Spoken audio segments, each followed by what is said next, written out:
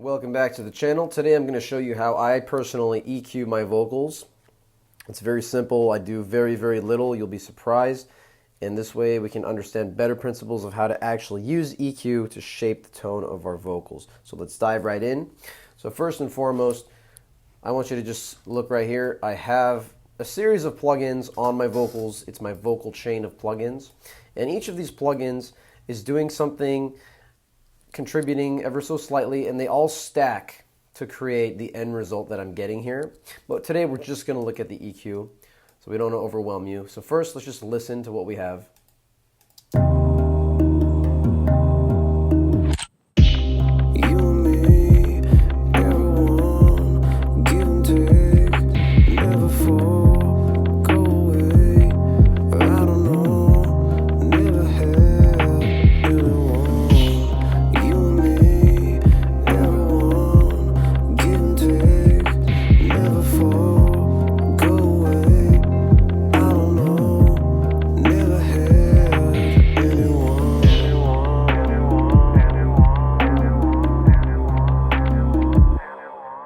So this is the song that I'm working on, and this is basically what we have. So the first thing that I have in my vocal chain is an EQ.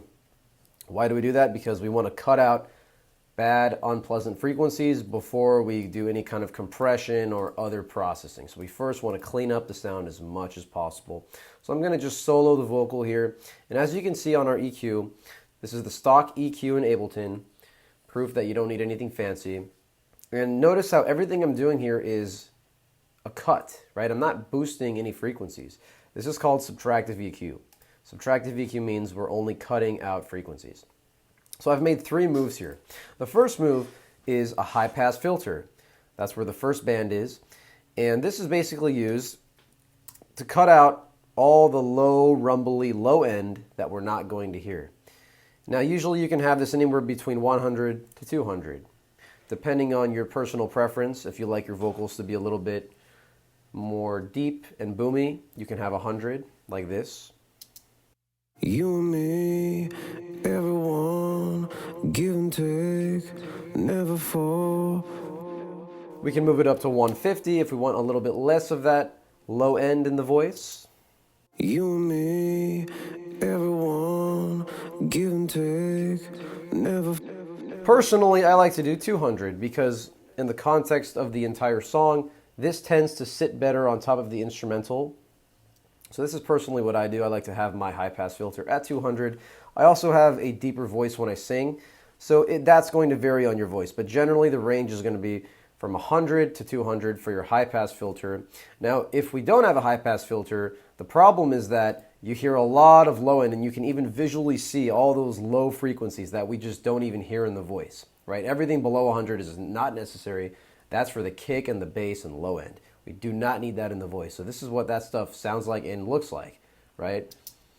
You and me, everyone, give and take. So that's stuff that's going to interfere. We don't need it. So that's why we put the high pass filter, right? The second thing I do is called a low shelf. So I'm going to activate it right here. That's our second band. This shape that you see right here is called a low shelf. And what this does is you can basically shelf your frequencies. So pretty much whatever you set it to, it's going to raise or lower everything under it. And it's similar to a high pass filter, but the shape is quite different.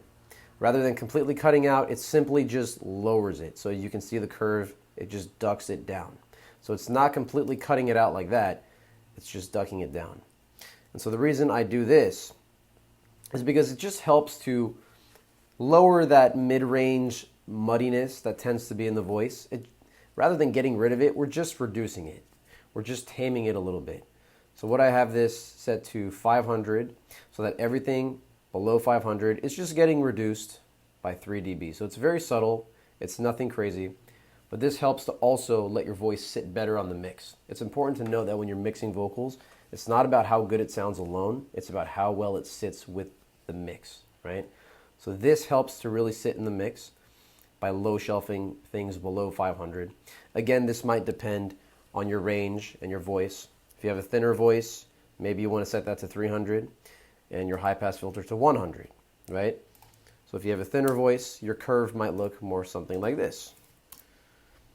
Low shelf at 300, high pass filter at 100. If you have a deep boomy voice, then you want to maybe have your high pass filter at 200 and your shelf at 500. Okay? So that's the concept there. That will fluctuate, but that's the general range that you want to go with. And finally, our third move here is another simple bell cut. Okay, this is just the shape of a bell. We call this bell shape. It's my third band. And all I'm doing is I'm just cutting out 3 dB of 3K. Why? Because 3K tends to be a little bit harsh. So when I notice from doing this is that the vocal becomes a little bit smoother, right? So I'm going to just boost this frequency really high just so you can kind of hear why I'm cutting it. You and me, everyone, give and take, never fall. So you can hear it has that harsh tone to it. So by simply taking out a little bit of it, just a little scoop, it tends to smoothen out the voice. So even when you play your song at a loud volume, it's not going to hurt people's ears. You and me, everyone, give and take, never fall. And that's how I EQ my voice. It's literally this. This is the EQ that I use for my voice, for my recording situation. It will slightly adjust depending on what microphone you're using, the environment that you're in. Of course, those things also matter. You need to record properly into your vocal microphone, right? That's the first step. Only then will EQ help you. But that's basically all I'm doing. It's incredibly simple, and the rest of my plugins are part of the vocal chain, which help give it the sound that it has. So that's it for EQ. I just wanted to show you that, right? I wanted to show you the minimalism behind it, that less is more, that you record things properly is far more important. So if this helps, try it out. Let me know how it goes. And comment below what you want me to cover next. I'll address whatever you want. I'm happy to help you. If you want more one-on-one guidance, take your skills to the next level, I do offer personal mentoring. You can reach out to me by clicking the link in the description, and we can go further with that. So thank you for watching, and until next time.